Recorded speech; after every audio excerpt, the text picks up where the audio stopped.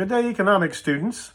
Before I start, Audrey wrote me and thankfully, helpfully, told me my numbers were not matching up with her numbers. I thought I was reading from a second edition textbook, but no, this is a first edition textbook I was using.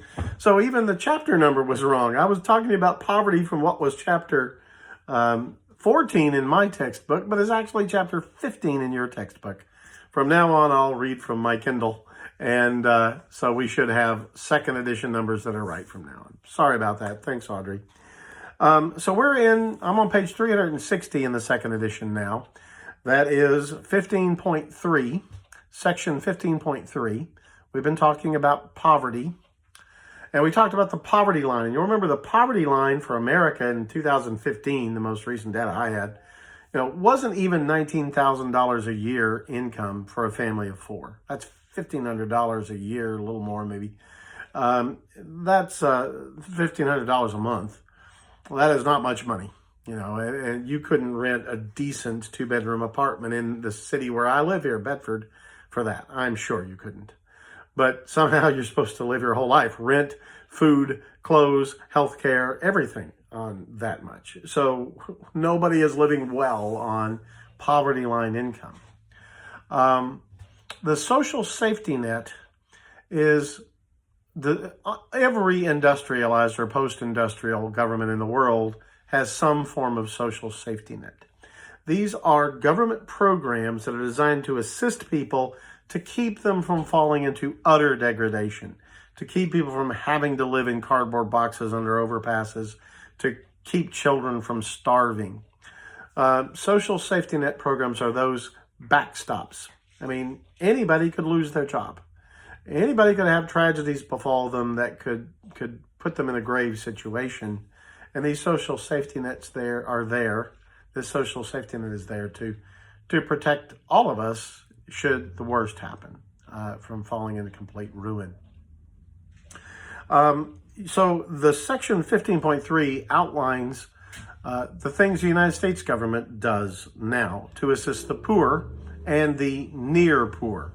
Those are people who are just above the poverty line with a social safety net. Now, the next section here is discussing temporary assistance for needy families. In 1996, the existing program, which was called Aid to Families of Dependent Children, AFDC. This was created in the Great Society programs of Lyndon Johnson in the 1960s. And Aid to Families of Dependent Children is the classic welfare program. So if you've heard of people talking about welfare, this is what they probably have in mind. These are cash payments to the poor and the near poor to boost their income enough that they can keep a roof over their heads, food on the table.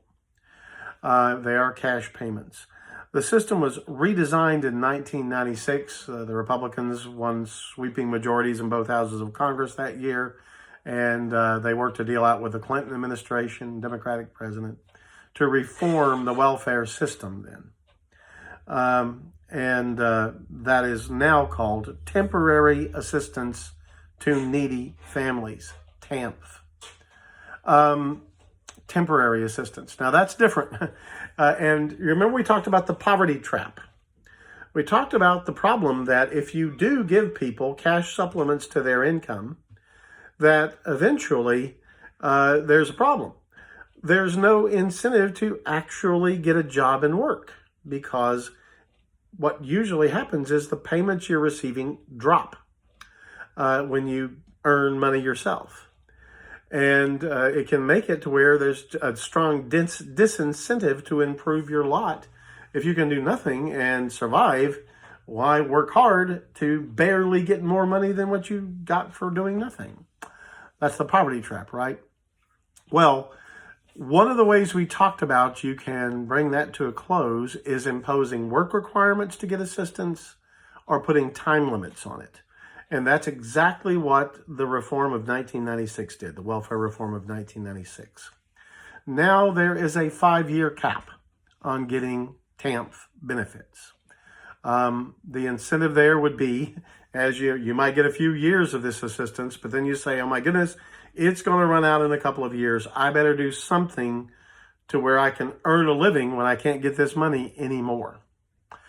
It also imposed a work requirement on most people. Now, there are certain exemptions for disabilities and children and little small children in the home and the like, but most people who get TAMF do have to either be employed at least part of the time or be involved in education or job training. Because obviously part of the problem why we have an underclass of people who are desperately poor is they're very poorly educated. I mean, illiteracy is high in such groups, numeracy. They need better educations before they can get anything like a decent job.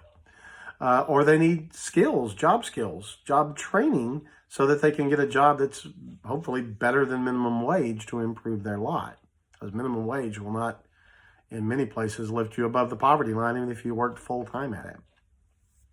So, this reform was designed to force people to get a job, so they get work experience. It reduces the amount of money, because they do have a job, that it costs the federal government. And it puts a time limit on it, so they have an incentive to prepare themselves to be on their own. And your book actually points out that there are some independent studies from the Congressional Research Bureau that indicates this has largely worked. Certainly, it has vastly decreased federal spending on these programs over what they were before. A lot less money is spent on them. But there's no hard evidence that the poor in America in general have been disadvantaged by them. It actually seems that they do their job. So I guess that's good news. The bad news is that there's nothing to indicate that the level of poverty has really decreased meaningfully. So it's cheaper, and people are getting along okay, at least as well as they were before under these programs. So I guess that's a win, but it doesn't eliminate poverty or anything remotely like it. Anyway, TAMF is the classic way to do that. Now, there are problems, of course. One of the problems is that while the money, a large part of the money comes from the federal government, it is administered by the states. And generally what happens is block grants. The federal government determines how much a state gets. It goes to the state, and they can decide what they want to spend it on, what poverty alleviation programs they want to spend it on. How much money does Texas want to spend on straight financial aid to people who are in desperate circumstance? How much on education? That's up to the states. That's an example of federalism in action. But one issue, pardon me, is there's a wide disparity among our states. The book points out that Alaska in 2011 was paying a single mother with 2 children $923. Mississippi paid no more than $170 to a woman in similar circumstances with kids.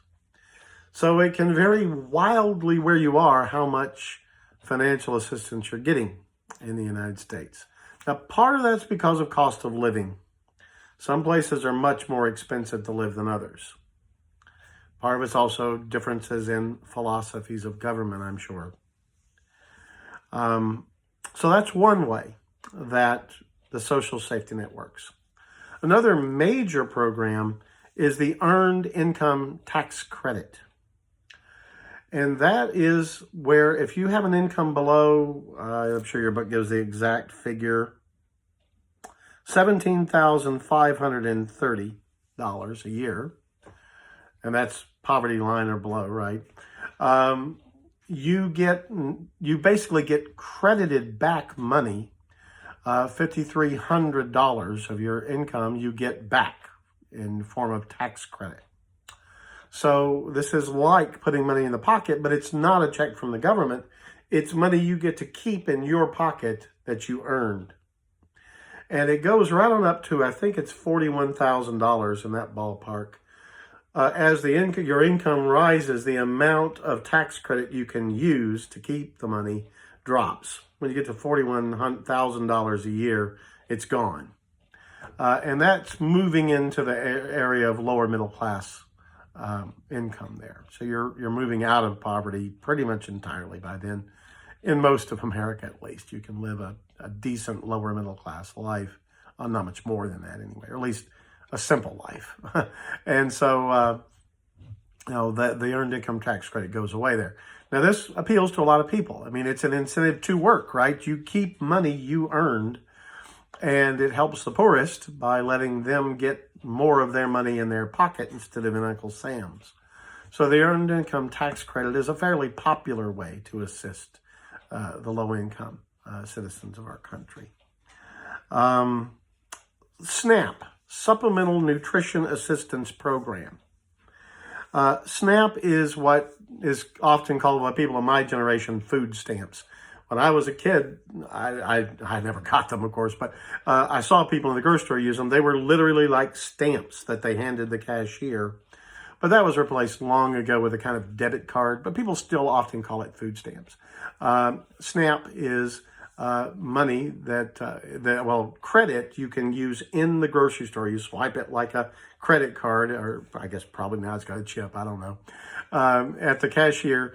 It doesn't work for everything. You're not going to be able to buy alcohol, and I don't think candy qualifies, but the goal is to make healthy, nutritious food available to the poor by essentially buying it for them, giving them these SNAP cards, which will buy their milk and their eggs and the like, up to a certain amount. Your book probably gives you some dollar amounts. For every $100 earned, the government assumes that a family can spend $30 more on food. So you start getting these food stamps, and as you earn your income, they start reducing the amount of aid on the food stamp program. So that's the poverty trap issue coming back again, as often it does. The last major component of the social safety net in America is Medicaid. Now, this is not Medicare. Medicare kicks in when you're 65. All Americans, regardless of income, benefit from the government picking up the lion's share of their medical tab. It is an entitlement program. All of us, God willing, we live to 65, get to benefit from Medicare. Medicaid is government aid for the poor. And that started in 1965. It is another Great Society program of the Johnson era. So it works very much like Medicare does for the elderly, but it's for people whose incomes are quite low, where the lion's share of their medical expenses are met by Medicaid. Your book gives a graph on 364 that is a little eye-opening.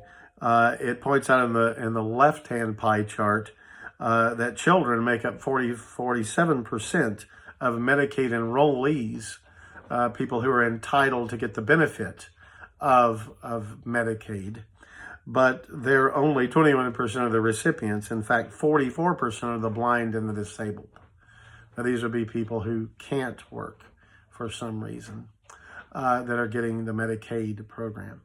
Unfortunately, there's been a serious problem, just as in the Social Security Disability Program, with fraud. People faking it, get some doctor to sign off that they have some ailment and they get this free medical benefit without paying for it. The rest of us have to either work jobs that provide it, or in my case, I have to pay for my health insurance.